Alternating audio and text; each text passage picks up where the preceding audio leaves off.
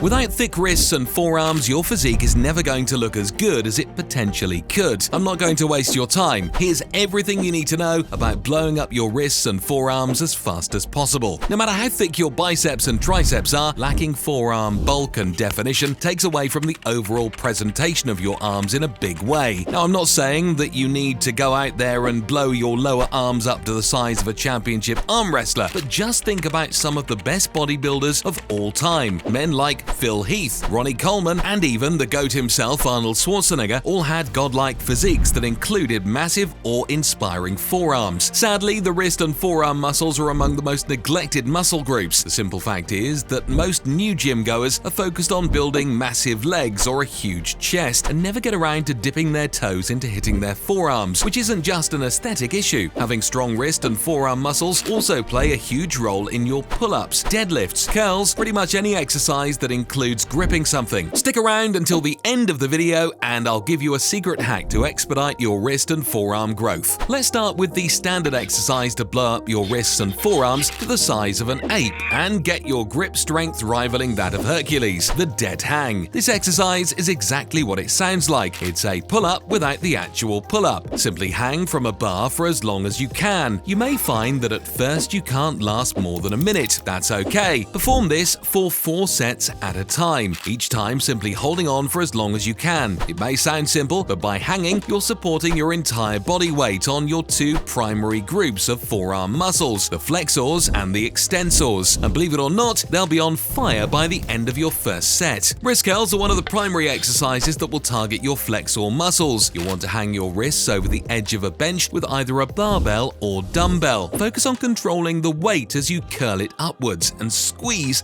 at the top of each rep. Gradually increase the resistance to ensure progressive overload, fostering optimal growth. You'll want to start light with these in both weight and volume. Trust me, 3 sets of 10 to 12 at roughly half of what you bicep curl is a great place to start. Another great option are forearm twists. Forearm twists engage both flexors and extensors muscles. To perform them correctly, hold a barbell or dumbbell and rotate your wrist in a twisting motion. This movement ensures balanced forearm development and functional strength. I like to use these as a superset with wrist curls to really get a good pump in no time. Remember, start light and don't overdo it. When you feel like you've got a pair of knives stuck in your wrist, that's probably a good place to give yourself a break. Side curls, sometimes referred to as hammer curls, are used to focus the brachioradialis muscle by employing a neutral grip. Use dumbbells or a barbell with proper form to optimize muscle activation, contributing to well-rounded forearm aesthetics. With dumbbells, rotate the weight to a vertical position, as if you were holding a microphone. With a barbell, utilize the drag curl by slowly curling the weight up against your body in order to hit the brachioradialis. While this will also burn on your biceps, your forearms will get some nice work as well. You can also try easy bar reverse curls. To do these, simply grab an easy curl bar as you normally would, but be sure to place your hands with your palms facing outwards rather than inwards. Doing this will place a huge load on the forearms that isn't felt during a traditional curl. After you've got your hands placed correctly, simply curl as usual. Because both of these curl variations demand bicep activity, you're able to up the weight on these to closer your normal curl weight. Wrist squeezes use a tool called the hang gripper or other household items like a stress ball to elevate your grip strength. Consistent practice of this exercise enhances your gripping power and forearm resilience, vital for both gym performance and daily tasks. The best thing about these is that you don't have to make a journey to the gym to perform them. Instead, keep a hand gripper or stress ball by your desk at work or in the car and try to do them as often as you can without overworking your wrists and forearms to help accelerate their growth. Farmer walks are one of the most revered exercises to help grow the traps. However, they also do a great job at targeting the forearms and building some impressive grip strength. To perform them, load up a hex deadlift bar or grab a couple of dumbbells with enough weight to significantly challenge yourself without being overbearing. Lift the weight and perform 20 to 30 steps forward before turning around and heading back to your starting point as 1 rep. Obviously, these require a gym with enough space to move around, and it can be a bit tricky in a crowded area, so be sure to be careful. But trust me, they are worth it. After just 1 to 2 sets, your forearms and traps are going to feel like they're ready to fall clean off. If all else fails, don't be afraid to turn to non-traditional methods of building wrists and forearms. One of the best examples of these unconventional exercises is the rice bucket method, which baseball coaches have been swearing by for years. To give this method a try, fill a bucket with uncooked rice, enough to fully submerge your hands under. Stick both of your hands into the rice and get to work grabbing and mashing the rice grains. It might sound funny, and I'll agree watching someone do it kind of is, but in no time your lower arms will be on fire, and that is what we're after. Of course, to unlock maximum gains, you want to focus on refining each of these exercise techniques. Ensuring a strict form throughout each rep and locking in your mind-muscle connection will maximize the value of each set. Prioritize controlled and deliberate movements over excessive weight, as proper execution is the cornerstone of wrist and forearm development. No one likes an ego lifter, and if all you're worried about is the opinions of others, you'll never reach your true potential. This is especially true in the case of an underdeveloped muscle group, such as the wrists and forearms, as you can injure yourself fairly easily when you try to lift unnecessarily heavy weight. Incorporate these exercises into your regime with mindfulness and dedication, always aiming for quality over quantity. I hope you didn't think I forgot about that secret hack I promised you. Here it is. Get yourself a pair of fat grips. Using fat grips on dumbbell and barbell exercises such as curls and deadlifts is a great way to include more forearms and wrist muscle movement during lifts. You can buy a pair fairly cheap on Amazon, and trust me, they're more than worth it. Phil Heath once said, "I'm not here to be average, I'm here to be awesome." That should be your mindset as well. The world is filled with average, and it is craving for a new breed of excellence to rise to the top. As with any fitness goal, dedication and patience is the name of the game. We've already established that wrists and forearms are highly overlooked, and chances are you've never focused on building them. So don't wait any longer. Integrate forearm exercises into your regular training routine now and enjoy the fruits of your labor as soon as possible. Start by throwing 3 to 4 sets of concentrated forearm lifts into your next arm or upper body day. Be prepared to unlock the missing link from your overall physique. Just remember to start slow and start light, or you might find yourself unable to clench a fist the next day. There you have it. You can kiss the days of your stick arms goodbye. It's time to get to work on building thick and functional wrists and forearms that even Popeye would be jealous of. Now get out there, implement the exercises mentioned here, and never look back. Until next time, stay hungry, stay dedicated, and trust the process.